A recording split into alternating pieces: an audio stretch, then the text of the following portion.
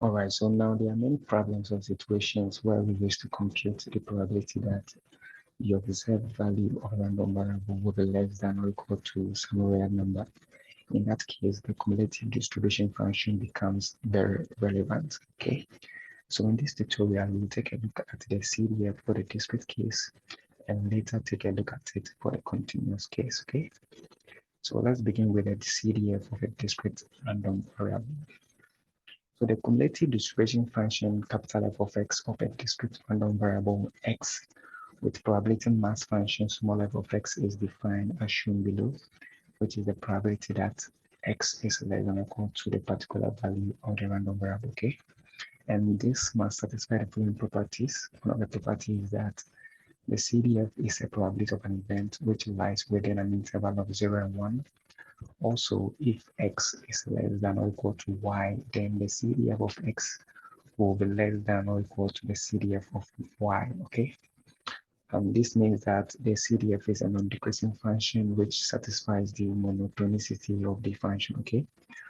Also, the limit as x approaches the value below the lower limit, the CDF will be equal to 0, and as x approaches the value of the random variable beyond the upper limit, the CDF will be equal to 1, okay? Also, the limit as x approaches a value a to its right is equal to the CDF at that point, okay, for all points of a. So these are the main conditions that satisfy the CDF for the discrete case, okay? Now let's take a look at this theorem. If the range of a discrete random variable x consists of the following sequence of values, then we can obtain the probability mass function by using equation 1 and equation 2, okay? So this theorem basically means that given any discrete cumulative distribution function, its PMF can be obtained by using equation 1 and equation 2. So the PMF for the first value of the random variable is equal to the CDF for that particular value of the random variable, okay? And for the subsequent values of the random variable can be obtained by using equation 2, okay? So we are going to take an example so that you know how this can be solved, okay? All right, so let's take a look at the first example. The following table gives the PMF of x. We want to find the cumulative distribution function of x. So if x is equal to 1, we know that the CDF is going to be x less than or equal to 1, which is similar to the probability mass function at this point, okay? And this is equal to 1 out of 4. Now, if the random variable is equal to 2, the CDF will be less than or equal to 2, which can be obtained by using this. Okay, so we are going to add the PMF at 1 together to the PMF at 0.2, okay? And this, we have the corresponding probability for the first one and this for the second one. And once we add, we obtain this. Now, if x is equal to 5, then the CDF at 5 is probability that x is less than or equal to 5. So we are going to add the first PMF to that of the second PMF to that of the third. Now this is supposed to be 5 instead of 3, okay? It's 5 and not 3. So once you add all these probabilities, you're going to obtain 1. So in general, we can summarize our CDF in a piecewise form as shown, right? So this will be the solution for this example, okay?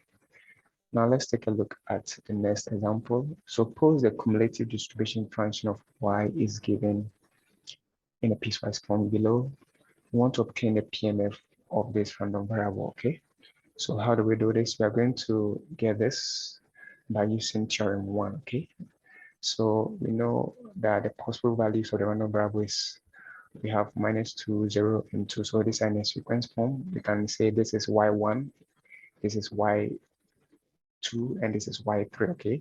Y index 1, y index 2, and y index 3. So if you take a look at theorem 1, you realize that the first value, the PMF for the first value of the random variable is always equal to the CDF at that point, okay? So we can say that the PMF for minus 2, the value at minus 2 is equal to the CDF at minus 2, which is equal to 0.2. Then this PMF for the second value of the random variable, which is 0, can be obtained by using this expression. Okay, this is coming from equation 2 in theorem 1. Okay, so the PMF for the second value of the random variable is equal to the CDF for the second value of the random variable minus the CDF for the first value of the random variable. Okay, so these are the corresponding probabilities. Once you subtract, you obtain this. Okay, also there PMF for the last value of the random variable, which is 2, can be obtained by using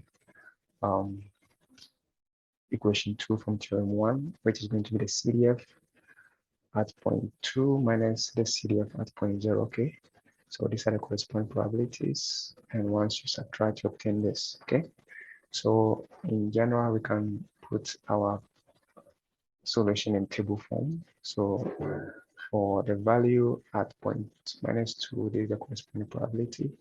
For 0, we have this, and for 2, we have that. Okay, so this is going to be a trial question. I'm going to leave the solution in the description of this video so you can check it out. Please don't forget to subscribe if you have not, and thank you for watching.